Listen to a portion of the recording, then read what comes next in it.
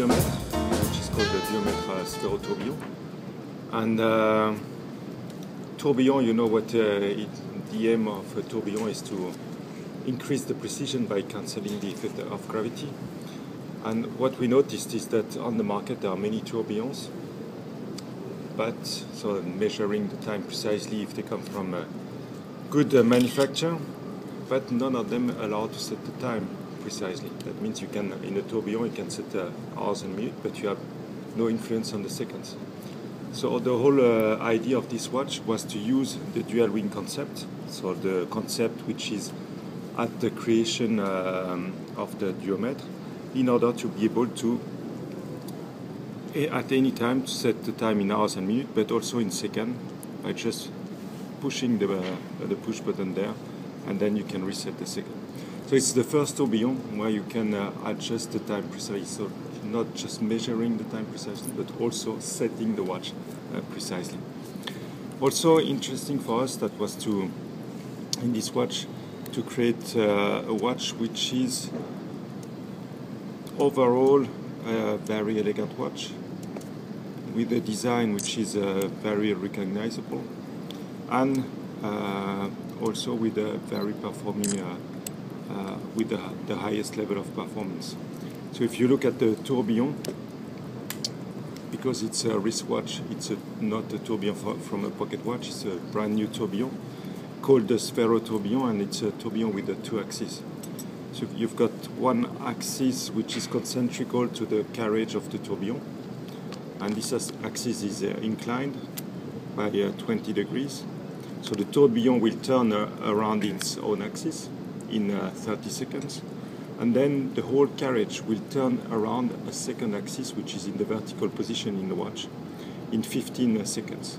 And the combination of those two rotations makes that the watch, in any position, you keep the same accuracy in the same amplitude.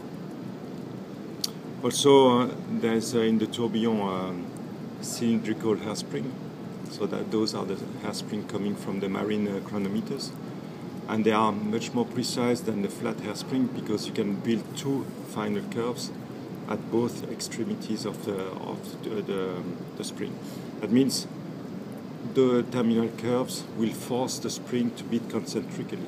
So instead of going in just one direction, the spring will develop in all the directions equally, and this again has a great influence on the precision of the watch.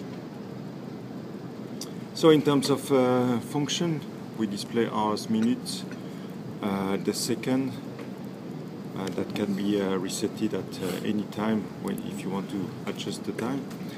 Then the 2 power reserve, 1 power reserve for all the time displays, and another power reserve for the tourbillon. So in the watch you have 2 gear trains. One is dedicated just for the precision, the other side just for the time display, meaning that the 2 supplies of energy, let me just open the watch. There are 2 supplies of energy, so 2 barrels, which are independent, so one giving energy for the tourbillon, the other one for the time. And this allows to have a watch which can be resetted without stopping the tourbillon. So the tourbillon carries on, so the meaning when you set the time, it starts right away with the highest level of precision. So to wind the watch, it's in one direction it will turn and wind, in that case the regulator, so that's the tourbillon, and in the opposite direction when it turns, it winds the other barrel for the hours and minutes.